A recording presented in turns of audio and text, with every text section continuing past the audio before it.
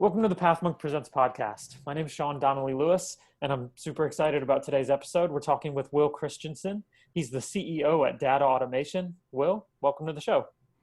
Thanks. Happy to be here.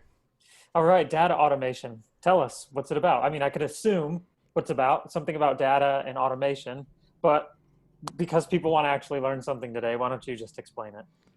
My favorite thing is when people walk up and they're like, "So, you work at Data Automation. What do you guys do?" And I would just smile and reply back, "We do data automation." Right. Yeah, so we're an automation and integration company. We call ourselves a SaaS enablement framework, which is a fancy way of saying we help SaaS companies with their integration work so that they don't have to get distracted by that in their product roadmaps. So imagine you were the founder of Mailchimp and you've got this great product and it needs an integration with QuickBooks. You could connect with us and we would help you go through that process to help your customers have that integration without distracting your development team. Okay. So this obviously sounds like it's pretty diverse in nature, right? You could have big companies using it and small companies. Or do you guys just do the big dudes and leave mom and Oh, pop out of the picture?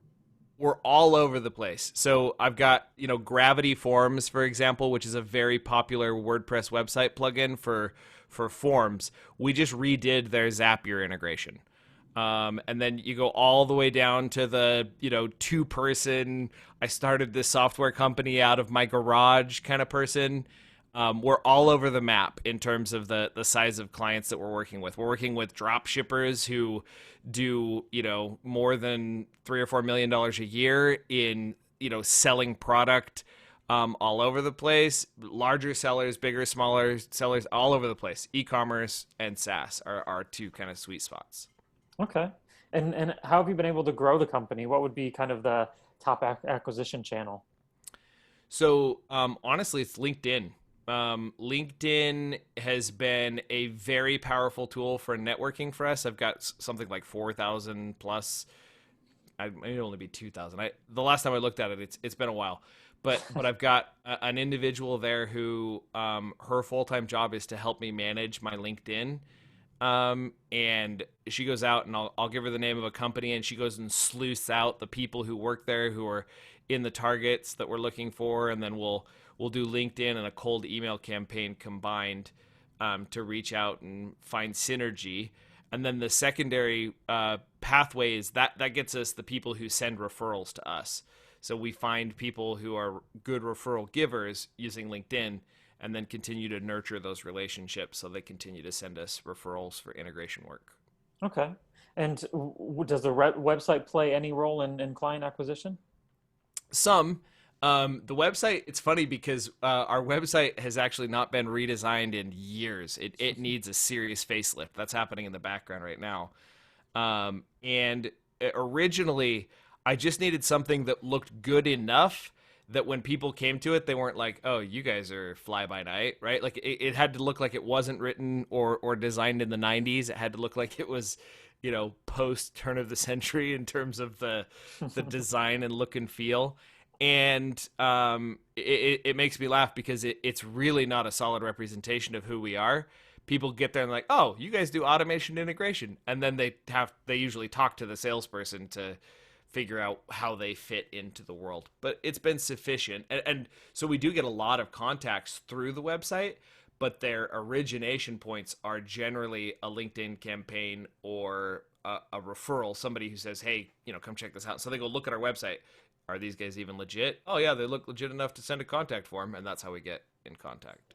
Okay, you talked about the website needing improvement, and obviously marketing people listening that'll resonate with them, right? There's always the list of strengths is usually short, the list of weaknesses is usually, super long. Where would you say that you have room to improve with the website? Would it be the ability to convert customers or quality of leads, So user experience? the interesting thing is when you get a referral, your website doesn't have to be that great in order to increase the conversion, right? It's got a sticky footer that shows up on every single page that pops up and says, "Hey, get a free consultation." It's got a contact form page, and it's got some basic, stuff that's on there. What it really doesn't have, and we aren't playing into at all, is SEO. We have a couple of specific landing pages that we've made around specific partnerships that we've made, and those have been pretty powerful. So there's a ton of opportunity for content creation on our site, and that content creation then would lead to more, conversion and paid search and some of those other pieces that are there. But we found that where we needed to focus on was those relationships with our key partners. And if the individual comes to us and they already trust us because they've come as a referral from a key partner, the website just has to meet those bare minimum requirements. Like, can I contact you through the website? And does it look semi-professional? Right. If it checks those two boxes, we convert. So like, it doesn't matter how optimized the page is. Like I would guess that if I I could spend 20 grand optimizing every single page I currently have, current content, with like better placement of my contact form, better placement of all of that stuff, and I might see a 1% increase in my conversion rate. And it's because they come to my site already trusting me. Mm-hmm. And so if I were to start engaging in some of the higher funnel metrics, like let's say that I did Facebook ads or I did paid search or some of those other pieces, that's when it would be like, okay, it's worth the 20 grand to go redo the whole website for a conversion based piece. For what's there. We just don't see a ton of traffic that isn't referred. Okay. So, Gotcha. And you've been able to build the business that way. mm-hmm. That's amazing. Yeah, coming back around to the product for a second for everyone listening in, what would be the main competitive advantage from what you guys do to other people that are in the same space? So we are the place that I would say that we really shine in terms of our ability to handle workflows and look at things is we automate the odd things. So, there's a lot of software companies that are building things that are like cookie cutter, they're out of the box, and they only do things in a certain way. We're able to handle those non-conforming data points or non-conforming workflows. So imagine you have a system where you're trying to connect one system to another and the other system does not have an API. There's just no way to do it. Well, you could build a bot or a scraper of some kind, but that bot or scraper would then need to have your password and everything. We've actually built a tool called Task Run that actually goes in and can scrape that information off the page as a Chrome extension. So it all runs in the background. It's like having a little digital virtual assistant. So our big thing that we bring to our clients is we're not cookie cutter. We thoughtfully innovate and we tackle those strange problems with creative solutions. And we're often the guys who can say yes when other integration companies are having to say no. Very cool. Yeah, sounds great. It's DataAutomation.com. Check it out. Just kind of thinking a little bit more structurally, how at the moment, how is sales and marketing structured? So at this current point in time, we're trying to beef up our development team so that we can offset the sales side of things. So on the sales side of the house, you have myself and my assistant, and we handle most of the partnerships side of it. And then we have a salesperson who does most of the like going in and diagramming the workflows and kind of managing all the deal flow. And then we have that BDR representative that I was mentioning who does all of our stuff on social media and LinkedIn and that kind of, reaching out and getting those things rolling. So the marketing side's pretty soft at this point, but we're able to overrun the development side. They can't keep up with even what we have and what we're doing. Okay. Yeah, because normally in say, I mean, nowadays marketing and sales, there's so many different ways that people do it, right? Like there's so many different, they have core teams or they just have, everybody's wearing a lot of different hats. Is that where you find yourself as well? Because I think you have a marketing background, correct? Yeah, so I actually went to school for marketing and I minored in entrepreneurship. And for the first 4 or 5 years of my career, I was in a marketing agency and I was given 16 hours of manual copying and pasting. And I taught myself Visual Basic and code in Excel and programmed away that 16 hours a week. I turned it into 2 hours a week. And that actually was what gave me the idea to create an automation. I was going to call it an efficiency consultancy. Like our whole goal was to do that. And then I realized like automation sounded sexier. And, it really was what we were doing is automating stuff. And so originally it was going to be like an Excel consultancy where we went in and just helped people automate stuff in Excel. And then I realized that there were a lot more opportunities out there with APIs and data connections and services in the cloud. And that's where it shifted to that. So your original question, am I wearing multiple hats right now? I used to be wearing a lot more hats. We've recently implemented EOS, the traction system by Gina Wickman. And that has given us a lot of ability to pivot and put people in their right roles and to create an accountability chart and to do all of that kind of stuff. So right now, even on the marketing team, like I wear the partnerships hat and the CEO vision caster hat, the visionary hat. But those are my only two hats at the moment. It used to be, if you asked me 2 years ago, I was wearing a lot more hats than that. Yeah, yeah, but that's all right. I mean, I think that even how we kind of break out of even the places that we would naturally go, right? And yeah, I think the small company or startup experience growing is just, I don't know, it's one of a kind. I think people move past that and they think, you know what, it was actually pretty fun and exciting when I was doing 100 different things, like, and then you get settled into the place that you're at. But just to want to switch gears and talk about you for a second. What kind of content do you consume, or how do you educate yourself to grow as a professional and as a person? So the fastest way I've found to get better at, automation or get better at marketing or to get better at some of those things is to go do it and see what's out there in the world. So one of the things that I am doing is I try to stay engaged in and I want to get back to this a little more. I'm doing like one consulting engagement where I'm the actual automation expert every month, but the rest of it I spend my time, managing the team and getting everything going. And I want to get that back to more like once a week, because I found that when I'm in an hour-long call once a week where I'm trying to automate something for someone, I tend to know my way around the tools in a very different way than even one of our developers, right? I handle the world differently because I've amassed so much knowledge around these different pieces of what's out there. So I like to make sure that I'm involved in the strategy and what's there, which forces me to go look for new solutions, right? I tell my team, if you've got something really hairy, bring it over. Let's go look, let's go take a look.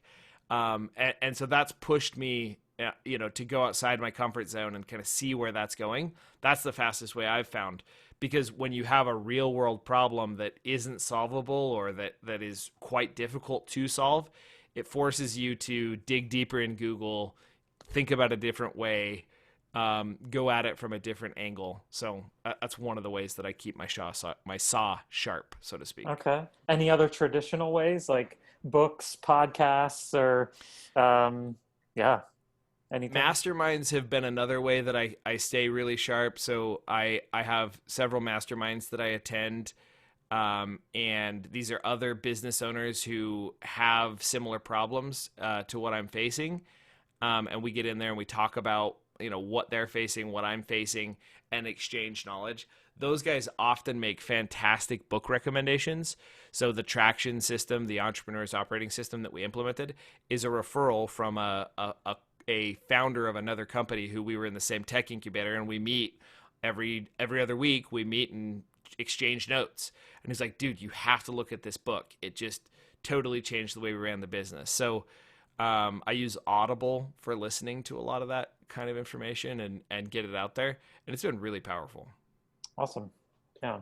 I just think even what you're talking about, the way that you do the business, right, and the way that you grow, it seems like you're definitely a person that, yeah, as much as tech, you're involved in tech, you're also involved in personal relationships, right? Not only with your customers and clients, but the avenues that you learn. I think that's super cool. And the more that I do this, the more I realize the computer is the thing, right?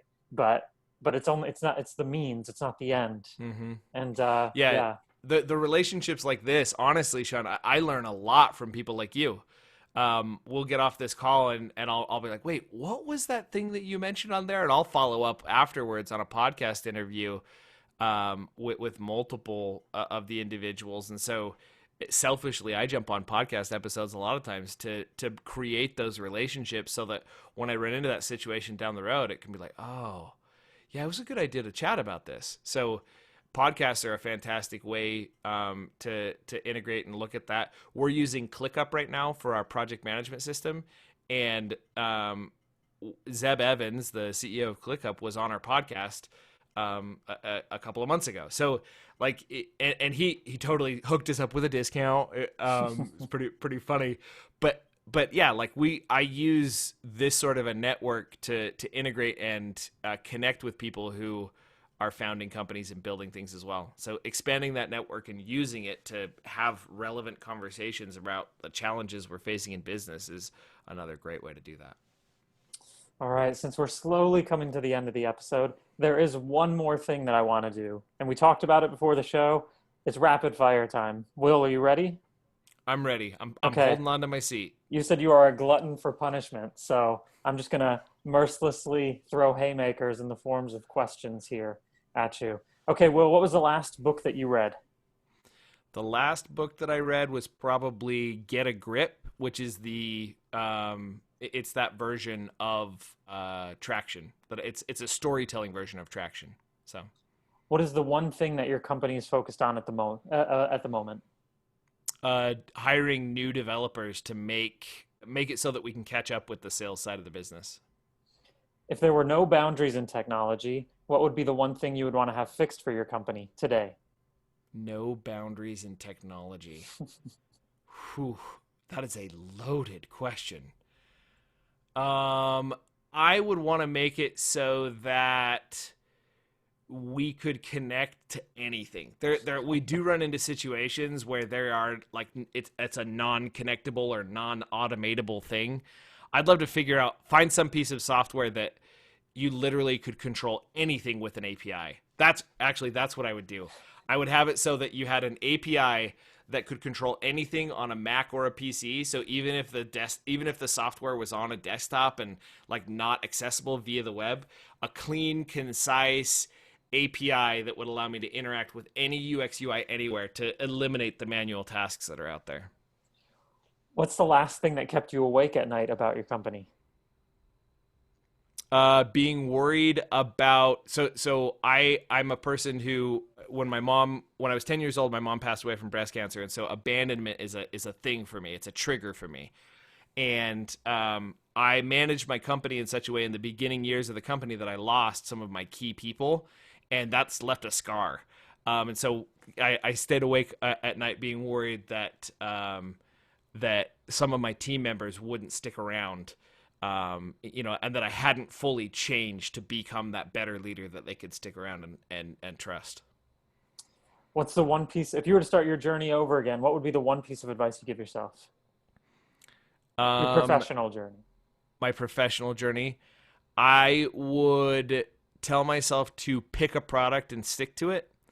So like I'm a visionary or a creator. I'm constantly wanting to do something new. I get really bored with stuff that's over there.